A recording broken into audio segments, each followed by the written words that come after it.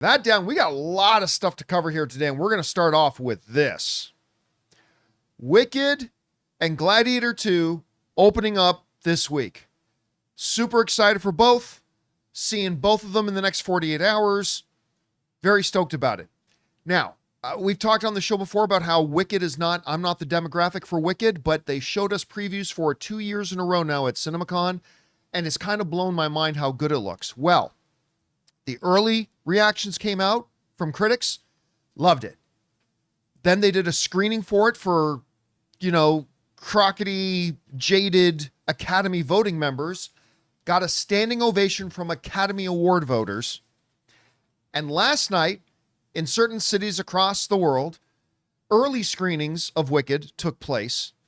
And people who saw those screenings and verified on Rotten Tomatoes, Wicked right now has a 99% audience score. Wow. With over 1,000 verified ratings. Remember, these are people that Rotten Tomatoes has confirmed through, ticket purchasing apps and stuff like that. They actually went to go see the movie. Over 1,000 verified ratings, and it's already got a 99%. This means this week is going to be great. Because Gladiator 2, we don't have numbers right now for Gladiator. We'll talk about that probably tomorrow. But Gladiator 2 has also been getting rave responses to it. This could be, it's not going to be, Barbenheimer necessarily. Wikiator. But I think if you're a movie fan, I think this is going to be a fantastic weekend. And I'll just tell you what, this kind of justifies to me that hype that we felt seeing those previews at CinemaCon. Because, man, they played those previews and my jaw was in my lap. Visually, it's stunning. Absolutely stunning. The music is inspired. And Cynthia Erivo and Ariana Grande, I mean, I don't know if you knew this, they can sing. Huh. And it looked great. It sounded great. It's John M. Chu, right? Who directed it. John M. Chu. He came out on stage and talked about their commitment to, as much as possible, do practical sets. And so there's these scenes, we talked about this before on the show. There are these scenes where it looks like these rolling hills with CGI flowers. Oh, but they weren't CGI flowers. They literally brought in, they talked about this on stage, millions of actual flowers to decorate these sets. And they went as practical as they possibly could on it. And now it sounds like the critics seem to like it. The Academy voters seem to like it. But the big question, as one of our viewers wrote in the other day, the question is going to be, how do the audiences respond to it? Because there are a lot of fans of the original musical, and nobody is a harsher critic of this stuff than fans of original source material, right? There is no harder critics of Hunger Games than the people who read the Hunger Games. Or Harry Potter or whatever. Yeah, all that kind of stuff, Game right? of It's the Thrones. hardcore fans of the original source material that are usually the biggest hurdles to get over to get on board with you. But 99%. Now, I'm expecting probably in the next 24 hours to see the full critic reviews. I mean, we already got the early critic responses, the social media reactions. We all know it's very positive. So we're going to see what the actual critic review number is. I'm going to expect it to be in the high 80s. Yeah. Yeah, because high 80s, low 90s. Because I was thinking, and this is to your point, these people that came out and watched the early screenings of it probably were already fans of They're the play, hardcore fans of the play. Now, one, like you said, you've got to win them over a little harder. But at the same time, this means that if you were a fan of the play, you're going to transition and love this.